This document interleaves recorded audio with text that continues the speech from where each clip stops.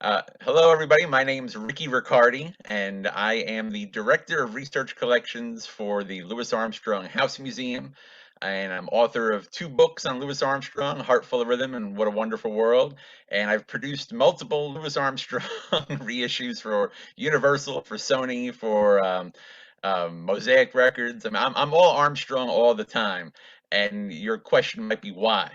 Why has this guy devoted his entire life to the guy with the gravelly voice who sings "What a Wonderful World"? Because let's be honest, if you know Louis Armstrong, that's probably your entryway. But if you are watching this right now, that means you take the Great American Songbook very seriously. And believe me, I don't think there would be a Great American Songbook without the contribution of Louis Armstrong. Now, I know I'm biased. I've already given you my credentials, but to me, Louis Armstrong is the most influential musician and singer of the 20th century. And it's for that very reason, what I just said. There's been a million great instrumentalists, there's been a million great vocalists. Louis Armstrong comes along in the 1920s and single-handedly changes the way people played music on their instruments. He basically shows the instructions. Here's how you solo, here's how you swing, here's the blueprint for solos on the trumpet that will be used on the alto saxophone by Charlie Parker, on the electric guitar by Jimi Hendrix, Eddie Van Halen. We're still using that blueprint as an instrumentalist. As a vocalist, he writes the rules on American pop singing. There's no way around it.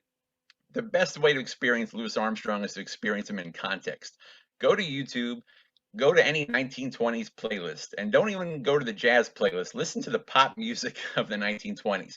Guy Lombardo, Paul Whiteman. Listen to the crooners, Rudy Valley, Sager Ellis. They're all very talented. They all sing in tune. They all sing in pitch, but every one of them would get a piece of sheet music. Here's the latest pop tune, and they would sing it just as written. They wouldn't add any elements of themselves. It was just, here it is. Louis Armstrong goes in there, and I mean, let's face it, he's a jazz musician. So immediately it's like, I'm going to make this thing my own. So I might change the melody, I might change the phrasing, I might add some scat singing, I might, where it's a complicated melody, I'm just going to sing it all on one pitch. You're going to get the message. You're going to believe what I'm singing, but it's now going to be my interpretation. And in 1929, Louis Armstrong was not a household name. People knew him for his trumpet playing. All of his records back then were called race records. But in 1929, OK Records put him on the pop series. And all of a sudden, Armstrong was given all the latest Tin Pan Alley songs that all the white singers and white bands were doing. What songs am I talking about? I Can't Give You Anything But Love, Ain't Misbehaving, When You're Smiling, All of Me, Stardust, Body and Soul. I'm confessing that I love you. If I could be with you 1 hour tonight, I've got the world on a string. I got a right to sing the blues. I can go on and on. It's the Great American Songbook. But there was no such thing as the Great American Songbook. These were just Tin Pan Alley love songs, pop songs, Broadway songs. But once Louis Armstrong got a hold of them, once he played the trumpet and once he sang in his own unique style, that was it. There was no going back. And so definitely check out those recordings to really feel the impact. I've put together a Spotify playlist where you can actually hear that pop sound of the 20s and hear Armstrong's interpretations back and forth the whole time, and then study the whole man's career. Because, like I said, we have this image of the gravelly voice and the smiling face, and everybody loves What a Wonderful World. But one of the great lessons of Louis Armstrong is to just be yourself. I mean, it sounds kind of corny almost, but you look at Louis Armstrong with that gravelly voice and with that instantly identifiable trumpet sound. He would show up at the recording studio.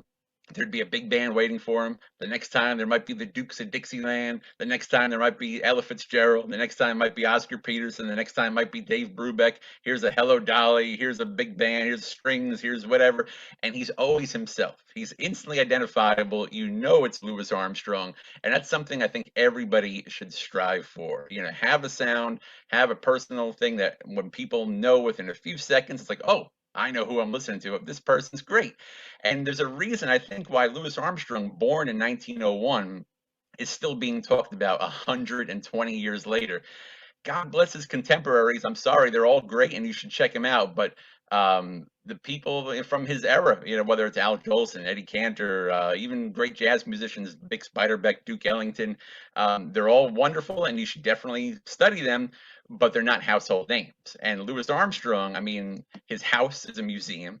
there, there's multiple books on him. There's documentaries coming out. There's biopics coming out. The Armstrong House, we have the world's largest archives for any single jazz musician. You can check it all out online. The whole archives have been digitized.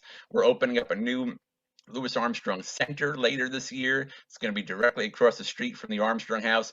And so there are very few artists in 1901 that are still getting that attention. I mean, I think he gets 9, 10 million listens a month on Spotify. It's incredible. And so all the secrets are right there. I mean, Louis Armstrong, his music got us through the Great Depression. Armstrong came through a pandemic in New Orleans when he was growing up, got us through the civil rights struggle, got us through multiple world wars. And last year, it actually was one of the most exciting years for Armstrong. Even though the museum closed, the archives closed, we found new ways of telling Armstrong's story. And all of a sudden, there was this resurgence of interest because people were looking for something timeless. They were looking for something that made them feel good. And for that reason alone, Louis Armstrong will be around as long as people have working ears. There will always be somebody getting something out of Louis Armstrong. So thank you for letting me ramble for a little bit right now, but I hope you're curious. I hope you're ready to go. There's a whole wonderful world out there, so check out Louis Armstrong, and I guarantee you'll be a better musician, a better singer, a better human being. That's the magic of pops.